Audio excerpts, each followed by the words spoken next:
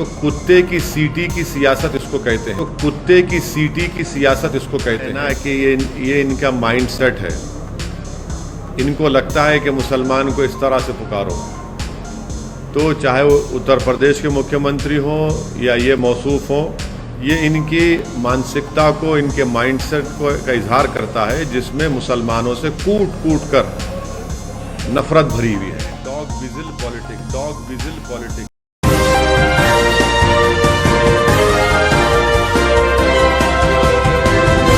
और भी कुछ, और एक पार्टी के लीडर ने कहा ना, और एक पार्टी लीडर ने कहा ना कि हम वो भी कुछ केटीआर भी कह रहे थे कि हम एमआईएम से नहीं डरते। और अच्छा, एक और पार्टी ने कहा, पुरानी पार्टी, हाँ, तीनों ने मिलके, देखिए टीआरएस, कांग्रेस, बीजेपी सब मिलके लैला की वाहवाह कर रहे हैं और सबकी जबान पे से ओवैसी एमआईएम है। इनको हमारे सिवा कोई नजर आता ही नहीं है ना। क्या बात है यार, अच्छी बात है, चलिए, मगर इनको हम इन तमाम को बोलना चाह रहे हैं कि हम भी किसी से नहीं डरते, हम सिवा अल्लाह के किसी से नहीं डरते, बस। और क्या है, पॉलिटिकली क्या समझते हैं कि बीजेपी जो है आपको टारगेट करके पॉलिटिकल माइलेज ज्यादा देगी? देखिए अमित शाह साहब को, होम मिनिस्टर को बड़ी तकलीफ है कि वो हमारे कॉन्स्टिट्यूंसी में आए थे, चार मीनार के दामन में आए, दोनों वार्ड लूज कर गए। उत्तर प्रदेश के मुख्यमंत्री को हमारी कॉन्स्टिट्यूंसी में 4 घंटे फिराया, कुछ फ़ायदा नहीं हुआ, हार गए। तो उनको वो बड़ी तकलीफ़ है, इसीलिए वो अपनी तकलीफ़ का इजहार कर रहे हैं। दूसरों को भी तकलीफ़ है, तो हम भी किसी से नहीं डरते। ये बार बार ये लोग डर की बात क्यों करते? डरने की बात, डेमोक्रेसी में डर क्यों हो रहा है? और डेमोक्रेसी में माइनॉरिटीज़ को कॉन्फिडेंस दिलाना ना। आप तो मेजॉरिटी हैं, आप तो रूलिंग पार्टी हैं दिल्ली के, आप तो शाह साहब हैं, तो आपकी ज़बान से डर क्यों निकल रहा है? आपकी ज़बान से तो उम्मीद की बात होनी चाहिए। क्या आपसे डर रहे हैं सर वो? नहीं, मुझसे क्यों डरना चाहिए? मैं कह रहे हैं कि यहाँ की सरकार आपसे डर के लिबरेशन डे नहीं मना। अरे भाई, वही सरकार के एक मिनिस्टर कह रहे हैं हमारे बारे में, दूसरी पुरानी पार्टी कांग्रेस भी, कल तीनों पार्टी हमारे बारे में बोल रहे हैं। ये क्या सुबह शाम, क्या इनको ख्वाबों में हम ही नजर आ रहे? क्या दूसरा को नजर नहीं आता क्या इनको अपने ख्वाबों में? सर, अमित शाह ने कहा है कि 2024 में बीजेपी तेलंगाना में सरकार बनाएगी और ऑफिशियली लिबरेशन डे मनाएंगे, तो आप उस पर क्या कहना चाहते हैं? क्या बीजेपी यहाँ पे सरकार बना सकती है? देखिए, जीएचएमसी इलेक्शन में बीजेपी कुछ नहीं कर पाई, थोड़े सीटों में इजाफा हो गया। सुनिए ना, कोविड की दूसरी वेव आई नरेंद्र मोदी सरकार की गलतियों की वजह से।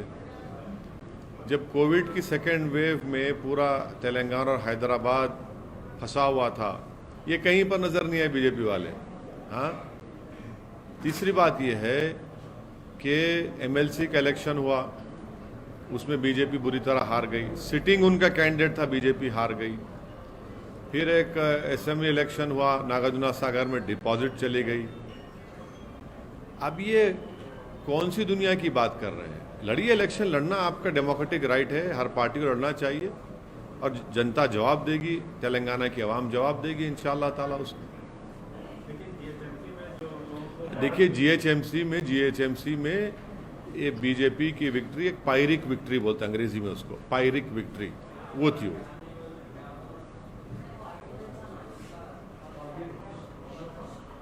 सर, ये प्रधानमंत्री जो सीईओ मीटिंग में कहे कि वो भी रेडिकलाइजेशन के खिलाफ है और मॉडरेट जो है बात को पसंद करते हैं।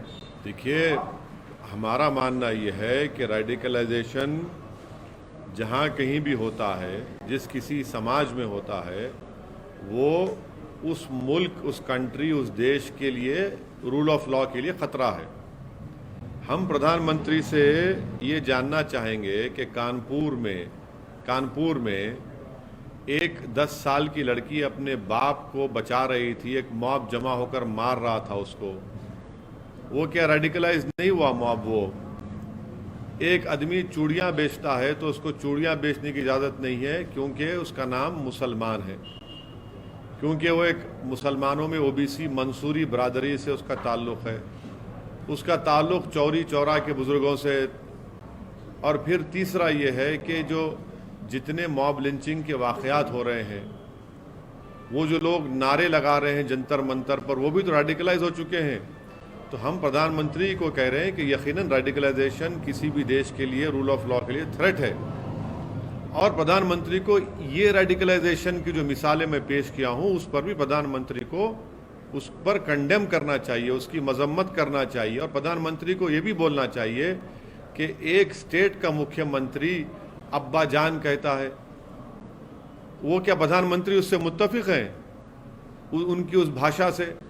और क्या ये जो अपने आप को सेकुलर कहते हैं वो चचा जान बोलता है, तो क्या वो भी उससे मुत्तफिक हैं? ये लोग रेडिकलाइज नहीं हुए क्या? ये भी रेडिकलाइजेशन है। तो प्रधानमंत्री से हम उम्मीद करते हैं कि वो इन तमाम रेडिकलाइजेशन को भी नोटिस लेंगे और इसका रोकथाम करेंगे। अब प्रधानमंत्री की जो स्पीच रेडिकलाइजेशन SCO में हुई, हम उनसे जानना चाहते हैं कि अमेरिका ने तालिबान के लीडर्स को उनके ट्रैवल के लिए एग्जेम्पशन दिया है, तो क्या प्रधानमंत्री अमेरिका के इस डिक्टेट को मानेंगे, फैसले को? हम ये इसलिए पूछ रहे हैं क्योंकि भारत यूनाइटेड नेशन की सैंक्शन कमेटी का चेयरमैन है। तो क्या अमेरिका के हुक्म पर, क्या भारत अमेरिका के हुक्म को मानकर तालिबान के इन तमाम लीडर्स को डीलिस्ट करेगा, या फिर इनको UAPA की टेरर लिस्ट में इनका नाम शामिल करेगा? ये प्रधानमंत्री को बताना पड़ेगा, क्योंकि अमेरिका ने तालिबान के लीडर्स के ट्रैवल के एग्जेम्पशंस दिए हैं। तो फिर क्या हम भी उसको मानेंगे क्या? ये देश को बताना चाहिए मोदी सरकार।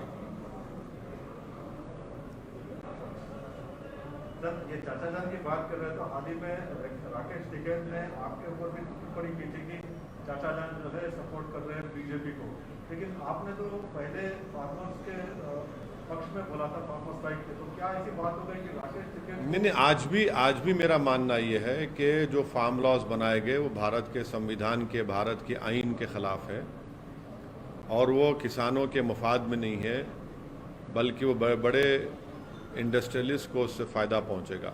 आज भी हमारा स्टैंड वो है, उसमें कोई स्टैंड में तब्दीली नहीं आई। राकेश टिकैत ने जो आपके अब देखिए, ऐसा है ना कि ये इनका माइंडसेट है। इनको लगता है कि मुसलमान को इस तरह से पुकारो, तो चाहे वो उत्तर प्रदेश के मुख्यमंत्री हों या ये मौसूफ हों, ये इनकी मानसिकता को, इनके माइंडसेट को का इजहार करता है, जिसमें मुसलमानों से कूट कूट कर नफरत भरी हुई है। तो मुझे कोई फ़र्क नहीं पड़ता, ये देश देख रहा है, उत्तर प्रदेश के मुसलमान इसको सुन रहे हैं, देख रहे हैं, और इसको अंग्रेज़ी में कहते हैं डॉग विजिल पॉलिटिक्स। उर्दू में तर्जुमा करेंगे तो कुत्ते की सीटी की सियासत इसको कहते हैं। इसी में ये इंडल्ज कर रहे हैं और ये देख रहे हैं लोग। तो राकेश टिकैत के बारे में आप बोल रहे हैं कि वो भी मुसलमानों से देखिए, जो इस तरह की बातें करते हैं, इस तरह के शब्द का इस्तेमाल करते हैं, वो सिर्फ मुसलमानों के खिलाफ इस्तेमाल करते हैं ना।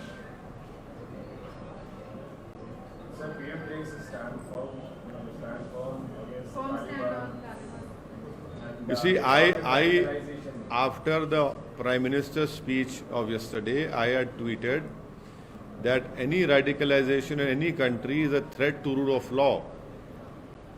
I hope that the Prime Minister also takes notice of these people who mob lynch people in the name of cow or in the name of religion.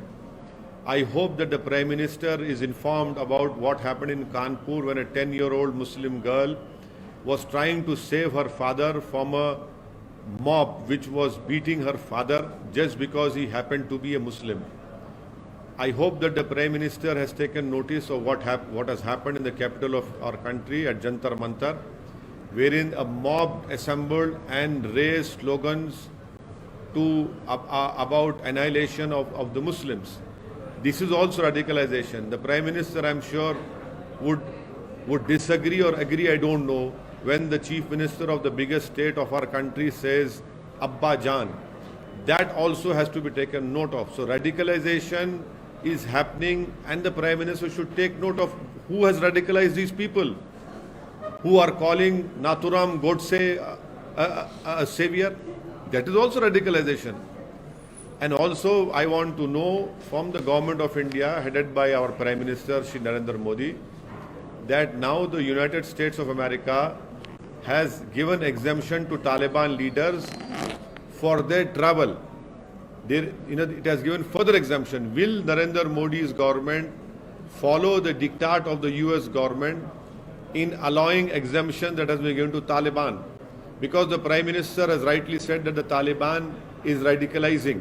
Now, as the chairman of the UN Sanction Committee, will India delist Taliban or will continue with that listing of them as terrorists? And if that is the case, then the government should ask that Taliban should be put in the terrorist list under Unlawful Activities Prevention Act. I hope that the Prime Minister will respond to it and their government will respond to these two things.